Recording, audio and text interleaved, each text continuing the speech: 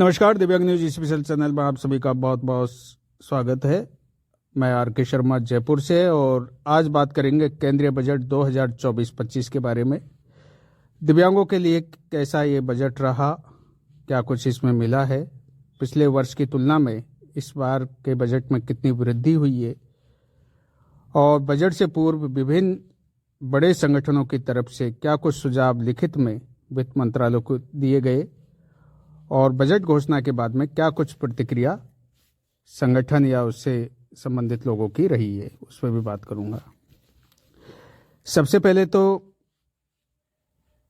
जो बजट से पूर्व जो बड़े संगठन हैं देश के अंदर, उनकी तरफ से मांगे रखी गई, सुझाव दिए गए थे, उनमें लगभग सभी के सुझाव एक जैसे थे। समस्या और आवश्यकताओं को ध्यान में रखते हुए उनमें एजुकेशन की भी बात की गई है, तकनीकी, कृत्रिम अंग, इसके अतिरिक्त सहायता उपकरण, पुनर्वास केंद्र, रोजगार, एक्सेसिबिलिटी, लगभग सभी मुद्दों को उसमें शामिल किया गया और सुझाव के रूप में फाइनेंस मिनिस्ट्री को भेजा गया, लेकिन उस पर खास अमल किया नहीं गया और उसके बाद संगठन, उससे जुड़े लोगों की तरफ से इसकी आलोचना भी की गई, नाराजगी व्यक्त की गई और ये भी बताया गया कि दिव्यांगों को एजुकेशन या रोजगार से दूर रखने की वजह से देश की जो जीडीपी है उसको 4.5 लाख करोड़ रुपए का नुकसान होता है। ये आंकड़े भी इसमें दिए गए हैं। इतना नुकसान प्रतिवर्ष देश को होता है। दूसरी बात, बजट में एक जो मांग की गई थी वो हमेशा की जाती है, लेकिन सरकार की तरफ से उस पर कोई अमल अभी तक नहीं किया गया कि दिव्यांग संबंधित जो बजट है उसको अलग किया जाए। होता क्या है कि सामाजिक न्याय अधिकारिता मंत्रालय में SC, ST, OBC उनके भी मामले शामिल होते हैं, चाहे स्कॉलरशिप की बात हो या अन्य, तो उससे अलग करने की बात की गई है। साथ ही दिव्यांग संबंधित मंत्रालय की स्थापना की भी बात लंबे समय से की जाती रही है, वो इस बार भी की गई थी।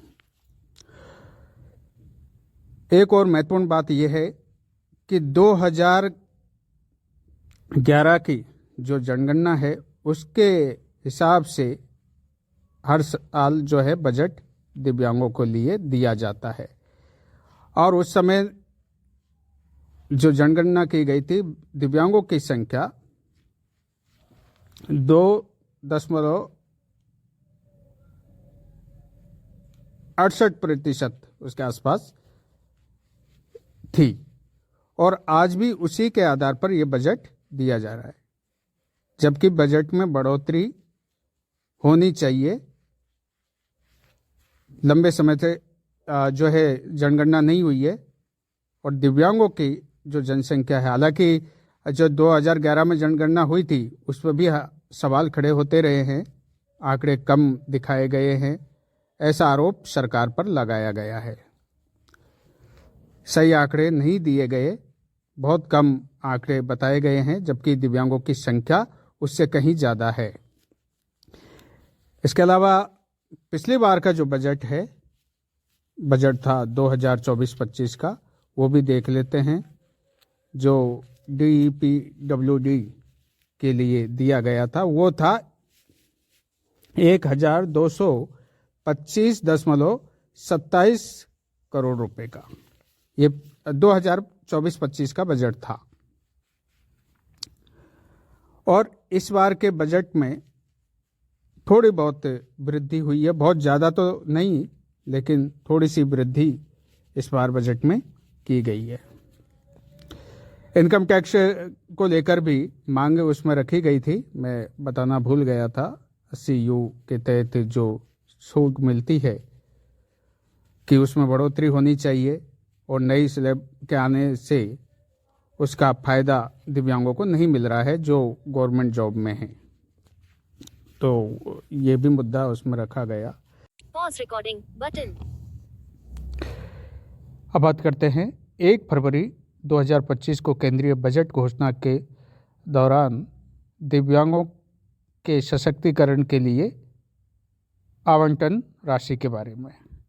इस बार बजट 2025-26 में सामाजिक न्याय अधिकारिता विभाग के लिए 13,611 करोड़ रुपए देने की घोषणा की गई है, जबकि दिव्यांग सशक्तिकरण विभाग के लिए 1,275 करोड़ रुपए देने की घोषणा की गई और यह पिछले वर्ष की तुलना में 35.75% की वृद्धि है। मैंने ऊपर 2024-25 केंद्रीय बजट के भी आंकड़े बताए, उसको देखा जाए तो इस बार मामूली सी वृद्धि बजट में की गई है। अब मैं यहाँ पर बहुत अधिक डिटेल में नहीं जाकर दिव्यांगों के लिए किस क्षेत्र में कितनी राशि आवंटित की गई है उसके बारे में बात करूँगा। तो सबसे पहले दिव्यांगों के लिए सहायक उपकरणों की खरीद फिटिंग के लिए ADIP को 316.7 करोड़ रुपए देने की घोषणा की गई है और 316.7 करोड़ रुपए दिव्यांगों के लिए सहायक उपकरणों की खरीद और उनकी फिटिंग के लिए ADIP को आवंटित किए गए। इसके अतिरिक्त दीनदयाल दिव्यांग पुनर्वास योजना के लिए भी बजट राशि की घोषणा की गई और ये राशि है 165 करोड़ रुपए। दीनदयाल दिव्यांग पुनर्वास योजना के लिए 165 करोड़ रुपए देने की घोषणा की गई है। इसके अलावा दिव्यांग छात्रों की छात्रवृत्ति के लिए भी बजट राशि की घोषणा की गई है। दिव्यांग छात्र छात्राओं की स्कॉलरशिप के लिए इस बार 145 करोड़ रुपए आवंटित किए गए हैं। आगे चलते हैं। पुनर्वास संस्थाओं के लिए पुनर्वास संस्थाओं का समर्थन करने के लिए 430.19 करोड़ रुपए अलग से रखे गए हैं, जो दिव्यांगों के लिए सहायता सुनिश्चित करते हैं। तो इसके लिए 430.19 करोड़ रुपए आवंटित किए गए हैं। इसके अलावा दिव्यांगों की मदद करने वाले सार्वजनिक उद्यमों के लिए भी बजट राशि की घोषणा की गई है और इन उद्यमों में सबसे पहले है राष्ट्रीय विकलांग वित्त और विकास निगम, और ये बहुत पहले से चला आ रहा है। हर साल इसके लिए बजट की भी घोषणा की जाती है, लेकिन विडंबना ये है कि जब भी बजट की घोषणा की गई उसमें कटौती करते करते बहुत कम राशि इसकी कर दी गई है। एक समय था जब बहुत बड़ी राशि इस उद्यम के लिए दी जाती थी और यहीं से दिव्यांगों को लोन भी दिया जाता था, अलग अलग तरह की छात्रवृत्ति भी यहाँ से मिलती थी और भी जो है सहायता राशि इस उद्यम की तरफ से दी जाती थी, जिसको हम NHFDC के नाम से भी, शॉर्ट नाम से भी जानते हैं। लेकिन जो पहले राशि मिलती थी, बजट घोषणा इसके लिए की जाती थी, उसमें लगातार कटौती की जाती रही है।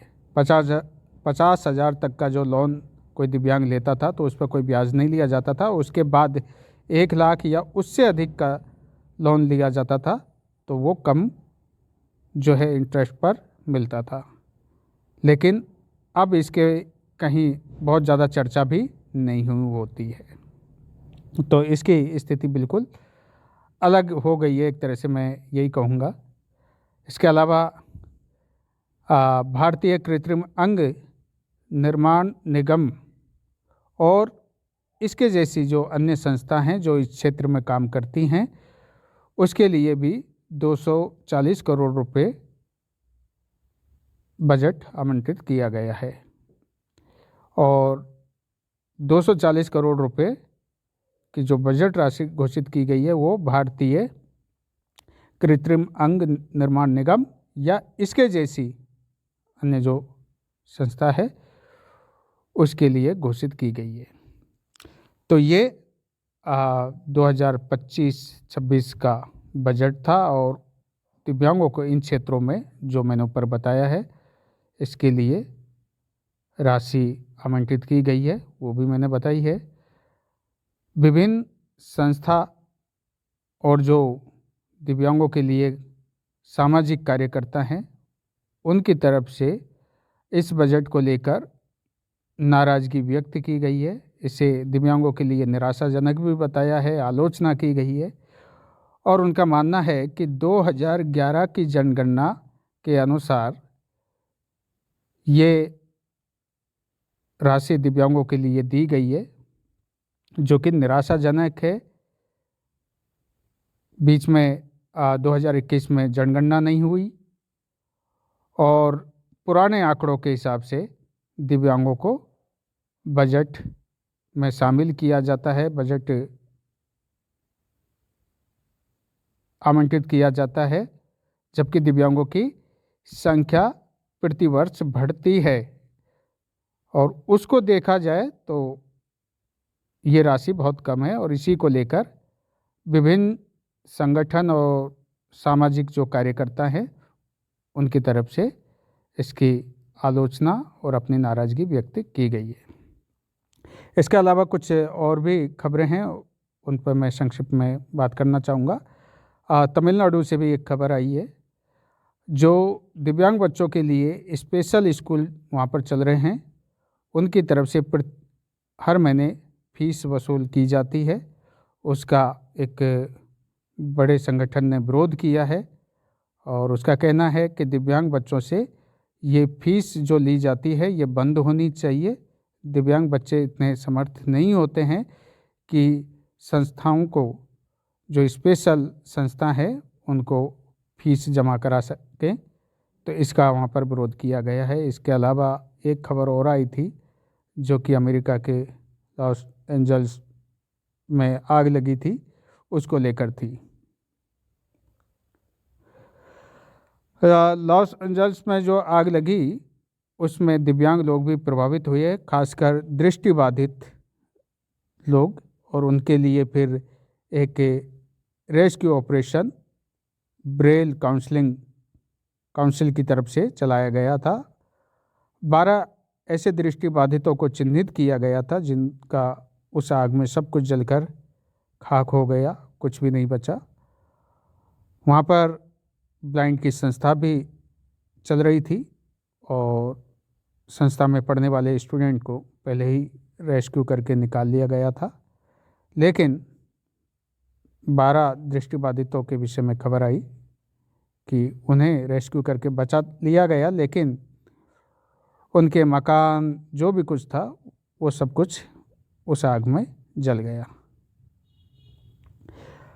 इसके अलावा दृष्टि डिवाइस को लेकर भी कमेंट्स आए हैं, तो मैं आगे दृष्टि डिवाइस पर भी वीडियो बनाऊंगा और फरवरी के तीसरे सप्ताह में मैं गुरुग्राम और दिल्ली आऊँगा दृष्टि डिवाइस के सिलसिले से।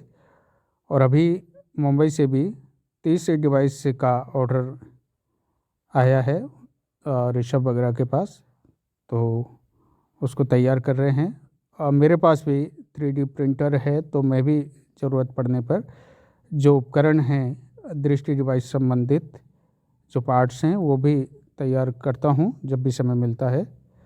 और अभी स्टिक जो मैंने मॉडल तैयार किया था उसके पहले भी मैं चर्चा कर चुका हूं, उसके लिए कुछ पार्ट्स तैयार कर रहा हूं और इसी सिलसिले में इसके ट्रायल के लिए और दृष्टि डिवाइस के कार्य से उसके डेमो कार्यक्रम के लिए मैं फरवरी के तीसरे सप्ताह में दिल्ली जाऊंगा यहाँ से। इसके अलावा कोई और महत्वपूर्ण खबर मिलती है तो मैं ज़रूर उस पर बात करूँगा। Thank you.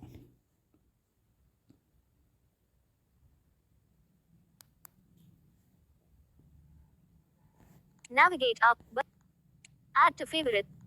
Add bookmark. Play. Pause. Stop. दिव्यांग न्यूज़ स्पेशल यूट्यूब चैनल से जुड़ने के लिए आप सभी का आभार। हम निरंतर लाते रहेंगे दृष्टिबाधित एवं अन्य दिव्यांग संबंधित राष्ट्रीय अंतर्राष्ट्रीय खबरें, न्यायालय समाचार, एआई तकनीकी, खेलकूद, मोटिवेशनल स्टोरी, दृष्टिबाधित शख्सियत, इंटरव्यू, योजनाएं, दिव्यांग संबंधित अधिकार कानून, आंदोलन, राजनीति, अपराध, शिक्षा, रोजगार संबंधित महत्वपूर्ण खबरें। पसंदीदा जानकारी के लिए चैनल की प्लेलिस्ट को भी सर्च कर सकते हैं। और हाँ, चैनल को सब्सक्राइब एवं वीडियो को लाइक शेयर करना ना भूलें।